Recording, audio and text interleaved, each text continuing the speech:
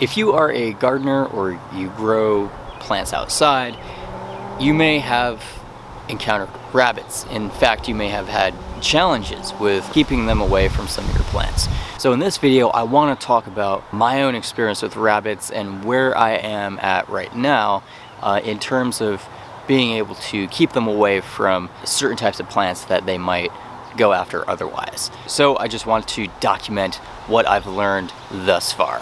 So when we're talking about rabbits, we first want to kind of talk about what crops will they actually affect, will they actually eat? Because they're not going to go after crops like horseradish or rhubarb or parsnips or fennel or anything like that. Any of the aromatic plants especially, or any plants that have usually high levels of oxalic acid. You know, that's another point as well. But they will go after a lot of common garden crops that many of us like to grow, right? Such as peas, beans, milk thistle, cauliflower, and other plants that are closely related to cauliflower, like broccoli, kale, cauliflower, cabbage, those types of plants. It'll also go after sunflowers. I haven't really noticed any of them going after the sunchokes, the above ground plants, or parts, but annual sunflowers, they may try to go after some of the sprouting plants, and you know, especially in the younger stages. And then they'll also go after the certain herbs. Most herbs not so much, but certain herbs like parsley they may go after as well. Also, it has been my experience that they go after sorghum. I'm not totally sure if they nibble at like the young sorghum seedlings, but when the sorghum plants are mature and they're maturing their heads of grain on the tops of the plants, which some of these sorghum plants can be like, you know, 6-7 feet tall. I have seen rabbits. There was this one rabbit last year that would bend down the sorghum canes, right, those tall stalks, you know, especially for like the weaker plants, you know, that didn't have such strong and thick stems, and it would like work its way down, bending that sorghum stalk down until the rabbit could reach the grain, and it would actually just eat the grain on the top of the head, but it would be pulling that whole sorghum plant down, right? So the rabbits don't just, you know, automatically eat, but they're a little crafty too. So what can we do about the rabbits? How can we kind of manage this, right? Especially like maybe not violently. So in pest management, we'll talk about like, or integrated pest management, we'll talk about different areas of control, right? We have physical, cultural, chemical, and biological. And so in the physical defense, those are going to be physical barriers like the fencing, right? And the fencing is going to be really effective in being able to keep rabbits out away from plants, right? It's not going to be very practical, especially if you have larger acreage of plants that you're trying to protect, but especially for the backyard gardener, if you only have a few plants, it can be very practical to just put up some fencing around certain plants that you know are potentially going to be affected by rabbits. Then we have the cultural controls, right? So cultural is more of like landscape wise, right? It's in a way, it's kind of like a larger picture, right? So the question is, what on the landscape is going to deter rabbits from eating your plants, right? And so basically you have to make the landscape look like it's wide open, right? Like make the rabbits feel uncomfortable, right? They are uncomfortable when they are out in the open because they're open to hawks during the day, owls during the night, coyotes and foxes as well. Limit the transition areas, right? So what do I mean when I say transition areas? So basically, when we talk about, we have like a wooded area, like a forest, and maybe it's right up next to a field. And you know, you have certain trees that may inhabit the forest, like tulip trees and oaks, and then maybe in the field you have it could be a backyard, you know, like that gets mowed. It could be kind of a meadow. It could be a cornfield, you know, or some type of agricultural setting like that. And so you could have like a monocrop here. In the case of a meadow, you might have a little bit more diversity of plants. In the forest, you know, maybe it's oak, tulip tree, spice bush, you know, not too much diversity, but in this transition area is where you have a lot of life going on, right? You have a greater diversity of plants and trees, right? You know, you have the transition area trees, like mid-stage succession, in other words. So maybe you have some black cherries, maybe you have sumac, and then you might have like taller perennial plants as well, like mugwort, burdock, poison hemlock, those types of plants. You're gonna have like all those different viburnums, all those different plants in this transition area, right? Because they get like a certain balance of light, right? Here you hardly get any light underneath the tree canopy, and here you get a lot of light. And so anyway, with this richer diversity of plants in this transition area, this fence line or this tree line, with this richer diversity of plants, you get a richer diversity of animals, and also in many cases insects, and you can support more life, right? So you can have a lot more areas inhabited by rabbits here. Also maybe voles and rats and mice, right? Because in the forest you have spice bush, you have oaks, but a lot of the underbrush isn't really there, right? It's just like the forest floor. And so that leaves these smaller animals, these rodents, open to predation by fox, coyote, and other such animals. Same thing in the field, right? You may not have as much cover above, right? You might not have so many trees or so many bushes, and that will expose these rabbits and some of these other rodents to predation by hawks and owls from overhead. But this is denser vegetation, and a lot more vegetation that's closer to the ground too. You may have prickly plants like multiflora rose or you know, Japanese barberry, that can also further protect these smaller rodents. When you get a lot of these smaller rodents in this area, you also get more ticks, because it's one of the ticks' primary hosts are these rodents. And so you know, these rodents are basically unintentionally cultivating a lot of tick habitat. So whenever, as a human, whenever you move from a forest into a field, by the way, it's good to like make sure to be a lot more aware when you do so, and to do a pretty good tick check, you know, after going through that area, that high risk area, because you're not generally going to get so many ticks in the middle of the forest and in the middle of the field, because there's a much greater density of food source for those ticks in this transition area. So I want to show you kind of like what a transition area looks like. This is actually where I usually stand sometimes to film some of my videos, especially for like the introductions and the conclusions. But anyway, we can see we have this grassy area here, we have a fence, and so the garden is like more in there past all this shrubbery and small trees. So this area has gotten a little dense, right? So we can see we have different species. The thorny stalks with the compound leaves up at top, those are the devil's walking sticks. And then also we have some sumac in here as well.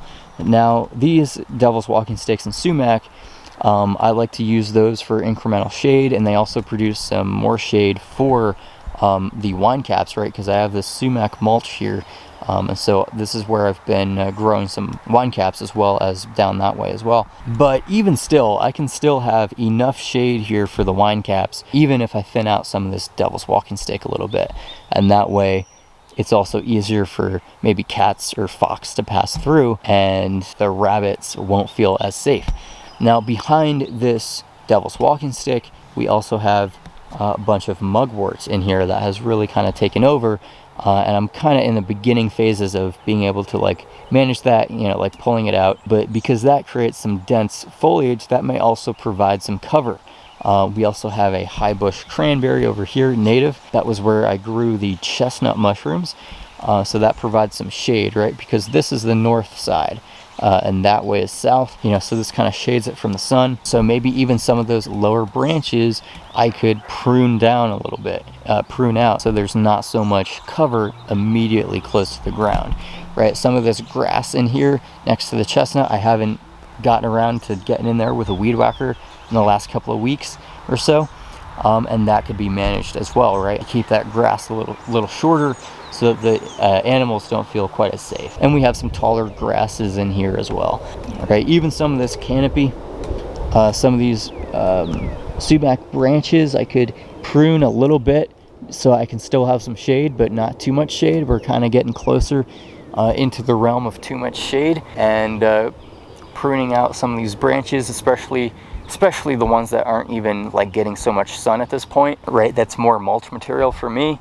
And then it's kind of a little bit less shade, and that'll also kind of play a role in you know, having a much wider area of branches where larger birds of prey might be able to land and perch and kind of watch the area, survey it for potential food. So like thinning out the canopy a little bit, not too much, but a little bit for those types of things to happen is another good option.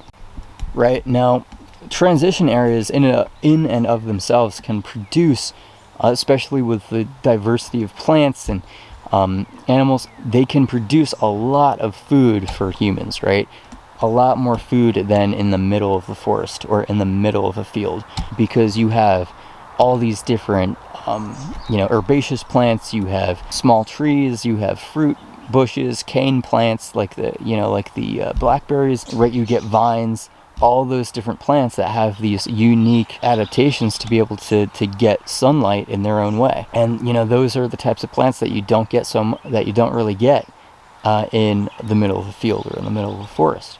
So you know, I'm not trying to say transition areas are bad, because that's totally not the case. They're very good and they're very important, but they are kind of out of balance in a lot of ways with today. We talk about habitat fragmentation, right? Forest fragmentation, where we have so many more transition areas in this, you know, especially here in North America, than we ever used to before, you know, especially in terms of like modern civilization. And so we have all this habitat for just these outrageous numbers of you know, rodents and rabbits, and that will also spike tick populations, and then that may also spike different disease populations for humans, like Lyme's disease, you know, more instances of those problems popping up in the population, right? So, you know, it's really about getting the landscape back into balance, right? And mindful or strategic planning when it comes to transition areas. When you're trying to have a garden, you know, you don't want to have a transition area right next to it when you're growing plants that are going to be more sensitive to rabbit browse and stuff, right? Now, if you're growing a garden of like parsnips and you know, other plants that aren't sensitive to rabbit browse, you can have those types of gardens closer to a transition area without such negative effects, right? But you know, of course, you want to be mindful of the mice and the voles too, for certain plants that you know, mice and voles might go after, but rabbits don't, you know, and vice versa. So now with cultural, time of year. So time of year is the one that I don't have up here, but it's important to know too, because certain times of the year, rabbits will go after certain crops, but in other times of the year, they won't go after those crops, right? So like if you have cane fruits like blackberries, you know, those types of berries, especially the cultivars that are thornless, right? And then also maybe like really young apple trees or pear trees or cherries, bush cherries, you know, and different types of those woody plants. Gooseberries are another example. So like in the wintertime, when other food sources are scarce, right, there's not so much green material available, they will go after, you know, blackberries, especially like thornless varieties and similar cane fruits as well. Also certain types of fruit trees or bushes like apples, pears, plums, and they're going after like the inner bark or the bud tips to try to get those energy reserves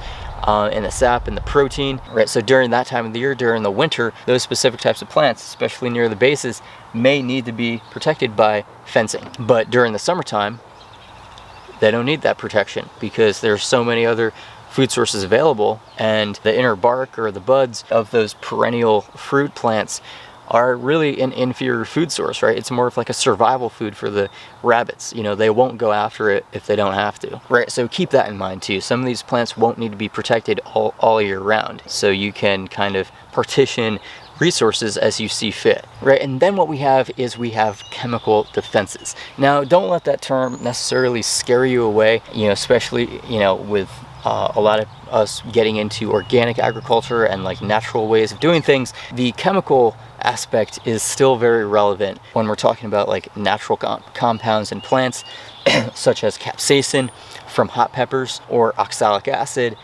from rhubarb, or different essential oils from various plants, right, like herbs. Now, I have tried to use capsaicin. I have seen positive effects with like sprinkling straight up cayenne pepper on some of these plants, but I also tried another experiment where I boiled the cayenne pepper powder in water and then let it steep for a period of time, strained out the cayenne pepper powder as best as I reasonably could, and then I let it cool, of course, and then I sprayed that in a spray bottle on top of some of the plants. And you could tell where some of the inflicted damage on the plants was less aggressive, but it was noticeably so, but it was still killing and damaging, severely damaging, probably still like 80% of the plants. We're probably talking from like 80% compared to like 90 without the capsaicin. You know, that was like minimally effective. Of course, I don't know if that was rabbits or if it was some other type of rodent at this point in time. I only tried that once, and that was just like earlier this week. But the again, the cayenne pepper sprinkling that powder on the plants does seem to work, until of course it rains, then you have to reapply. You know, also it's good to note that capsaicin is not largely water soluble. It can still have a very spicy kick to it, but it's much more soluble in, like, I think oil and other things, not so much water. But you know, maybe that could play into it too. It might not be strong enough of a dose, right? Or maybe I just didn't use enough cayenne pepper powder that I was boiling in the water to create enough of an effect. Now the other option is oxalic acid, right? And I'm talking about oxalic acid from natural sources, right? Like maybe wood sorrel, oxalis, sheep sorrel, rhubarb, of course, I've listed here. And you don't necessarily want to use too much of these, you know, plant extracts or teas that contain the oxalic acid. For my experience, it might inhibit plant growth a little bit. It might damage the leaves if you use too much. I'm not totally clear on that yet. It could have been frost damage when I tried this back earlier in the spring, but that's something I'm still kind of playing around with. But oxalic acid is inherently pretty poisonous to a lot of different smaller animals, especially rabbits, right? So these rabbits will avoid plants like rhubarb. And so per my experience so far, with this rhubarb kind of tea that I make from the stalks, seems to be effective so far. I'm still kind of in the experimental stages of this, so you know, I definitely don't have a definite answer at this time. But I've also experimented with just combining boiling the capsaicin or the hot pepper in the water, and then steeping some rhubarb in that, and then adding that to the plants, right, spraying it on. Now, when we consider the biological management of integrated pest management, or IPM, we're usually talking about like viruses, fungi, certain types of pathogens, or insects, arachnids, or even predatory animals or insects. So when we're considering the rabbit under this context of the biological control, I only have up here the myxomatosis, which is a disease for certain types of rabbits, right? So there are certain diseases out there that exist in nature or have been introduced. Sometimes diseases can play their role in keeping populations in check, and other times they can just kind of backfire, right? Because a lot of animals can develop resistance. The animals that survive, they can continue to breed more animals that can develop resistance over time. So really, in the context of rabbits, diseases like the myxomatosis and things like that aren't really anything to focus on. It's just kind of, you know, this is what exists out in the world, and these diseases can kind of happen. But what I should have up here written are like the predatory animals, right? Like the foxes, the coyotes, the owls, hawks, you know, and other animals like, you know, maybe fishers or whatever, that will actively go after a lot of these rabbits. And so in this case, in this instance, the biological control measure of getting a lot more of these larger animals of prey or birds of prey into the system so they can help to control the rabbit populations, that relates to the cultural control, right, of IPM2, where You know, we want to create a habitat that can include a lot of these predatory animals into the situation, right? And the more predatory animals you have, you know, they're going after not only rabbits, you know, but like the mice, the rats, the voles, and all those other rodents. And so that can actually be, in some ways, another method for natural tick control and keeping the tick populations down. Because if you keep the rodent populations down back to like a manageable level, you know, then the ticks don't have so much of a food source to go off of, and then their populations will decline over time as well. And so, of course, as always, if you have any ideas or experiences with, you know, working with rabbits in your garden, or ways where you have successfully kept them away from your plants and what types of methods you've used to do that, definitely feel free to share all that stuff in the comments, right? In a lot of my videos, I've seen a lot of awesome comments of different types of ideas and experiences, and it just adds so much to this wealth of knowledge within the community. So thank you so much for that.